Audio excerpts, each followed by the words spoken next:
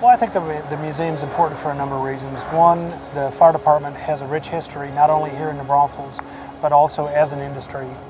It really is a story more than it is a building and hardware.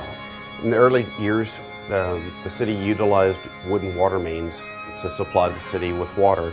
These were just buried in the middle of the streets, and when a fire alarm sounded, they would actually drill a hole in the wooden water main, thus filling up the hole with water.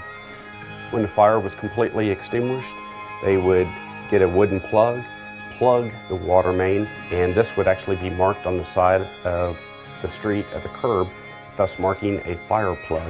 When people would call in for a fire or an EMS emergency, this is where those phone calls would come. And there was no 911 system at that time, so they actually had to dial a 7-digit number. And we would actually answer the phone calls here, punch a time card when the call came in, wake the firefighters up and send them out on a call. In the next room in here, we have a lot of the history of our department. We have some of our older apparatus. This piece right here is our crown jewel, our first piece of fire apparatus. Morning, Stacy. You know, it is one of the first pieces of apparatus that we had, if you consider apparatus something that you would pull or drive. We do have older equipment in the museum.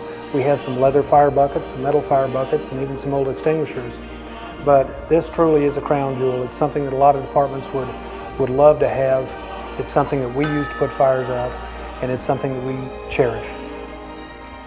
I think what's interesting is we move from the hose cart over to the next engine, the next apparatus in the museum, is that it's a 1923 American LaFrance. A lot of people don't realize that every vehicle doesn't have automatic transmissions and all of the accoutrements that allow us to drive so simply today. This one has obviously a manual transmission, but you also had to adjust the ignition timing while you're driving the vehicle to make sure that you could get down the road expediently and efficiently. This bay is very unique. Many years ago, this is where the horse-drawn apparatus was. The metal tires that went in and out actually made their indentation into the concrete. And we have a potbelly stove, and they would get the coal out of there, stoke the fire to create the steam to pump the pump. And while the other firefighter took off and opened up the gate for the horses would come in, back in, the harness system would be lowered around the horses. The firefighter would tie them off, secure their harness system, and both guys were ready to go. And they would typically get that job done within 60 seconds. This area, we have an assortment of different fire buckets that we have acquired. And why are they just particular fire buckets? It's with the design shape. You can see here that the lower part is extended, and it keeps the bucket from being set down. Because it was pretty much useless for anything else, it wouldn't disappear. It wouldn't disappear from where it was supposed to be and be used for another use.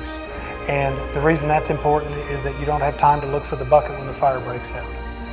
The stories are the firefighters would pull this truck out. By the time they got to the other end of the plaza, it was loaded with volunteers. The people took pride in their jobs as well, even as a volunteer firefighter. It's about saving lives, but it's also about serving the community and helping other people. The United States Army, the military, had an assistance program. The MAST unit, those units were just coming out of Vietnam and Korean War, and those pilots were working in black darkness. Today they utilize cameras that can see in the dark and infrared cameras. Those pilots didn't have those luxuries. Those pilots were talking of stories where they had a canopy of trees flying in. The rotor wash would open up them trees. They would go in, pluck the people through ropes, pull back up, open that canopy, and pull out to safety. And although they weren't taking any bullets on, but they said the mission was definitely hard. The Ibanez Fisher Fire was one of the largest commercial fires in the downtown area of New Braunfels. This was a very significant fire to the city. This was the very first fire that we had a firefighter killed in the line of duty, Ernest Alvis Jr. There was actually 3 firefighters that were hurt during this fire. The awning in front of the building actually collapsed. You can't talk to anybody who's been a firefighter for a career, for a lifetime, and them honestly look you in the eye and say it hasn't changed their life. I think what I'd like people to know about the building behind us is, yes, it's a beautiful structure, it's a museum, it has a lot of wonderful equipment in it, a lot of wonderful apparatus that all have rich history, but more than that, it's full of stories. It's full of stories of the firefighters who responded in those apparatus. And it's also full of stories of the people who were assisted when those firefighters responded. So I would encourage people when they come by to look at it to ask questions about what stories are in there and what stories they can learn about not only the history of the fire department but also the history of New Braunfels.